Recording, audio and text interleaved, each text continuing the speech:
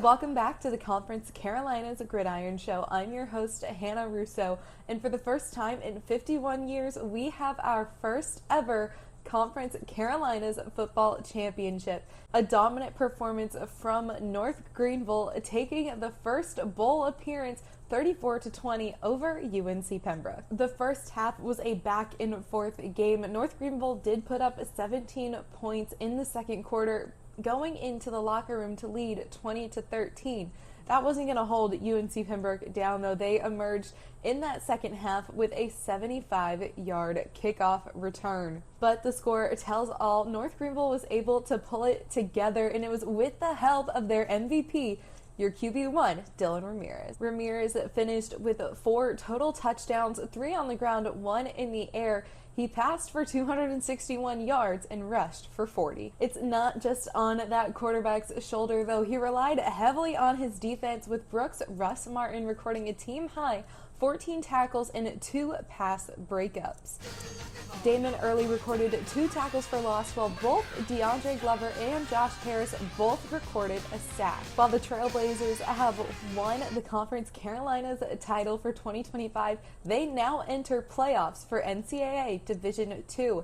In the first round, your Trailblazers are going to take on the Argonauts of the University of West Florida. Now, these two programs met earlier in this season, with West Florida emerging victorious 25-17. But can the Trailblazers turn it around to keep moving forward? And in the Conference Carolinas Challenge matchup, you have Barton taking on Chowan. Chowan emerging victorious 20-6 in their season finale over the Barton Bulldogs. Now, the pair traded drives to open up the game, but Antoine Godley recorded an interception early on that halted any Bulldogs offensive momentum. Now, the Hawks got on the board first with a field goal, and throughout the game they were able to capitalize on Bulldog miscues, steadily building their offensive momentum to secure their victory. For their first season in Conference Carolinas, your Barton Bulldogs finished 3-3 in conference play, and your Chowan Hawks 2-4. And meeting up with Concord for the first time in program history are your Ferrum Black Panthers. They fell in their season finale 56-34. Now, Concord came out hot in the first 6.5 minutes, jumping ahead to a 14-0 lead.